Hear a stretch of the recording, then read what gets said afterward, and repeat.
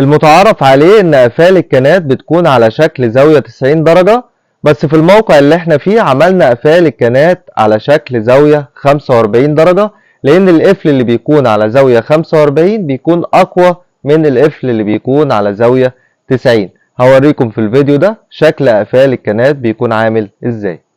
ده كده شكل قفال الكانات اللي على زاوية 45 درجة.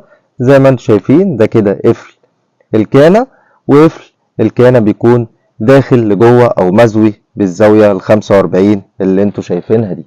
دي كده كانة تانية نفس الكلام، قفل الكانة مزوي زاوية 45 درجة مش زاوية 90. هوريكم شكل قفال الكانات وهي في الأعمدة.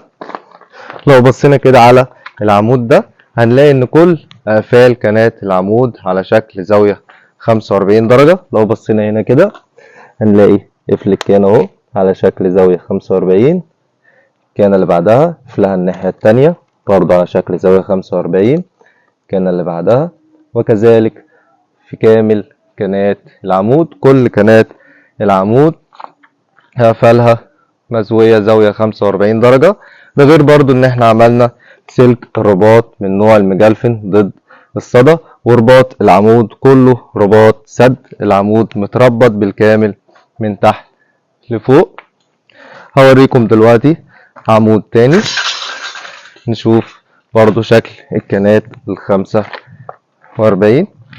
لو بصينا كده على العمود ده هتلاقوا برضو كل قفال العمود قفل 45 درجة لقفال تبادلية، يعني عندي قفل يمين الكانة اللي فوقها لقفل على الشمال. نفس الكلام لكامل كانات العمود. ممكن القفال من هنا باينة ايه ان هي على شكل زاوية 45. رباط العمود سد بالكامل. كل الكانات متربطة في كل الأسياخ بالكامل. سلك الرباط مجلفن ضد الصدى، وفي بسكوت تحقيق الكفر الخرساني. ولسه برضو هننضف كل كعوب العمدان، ولسه برضو هننضف اي حديد عليه اكسدة او بدايات صدى.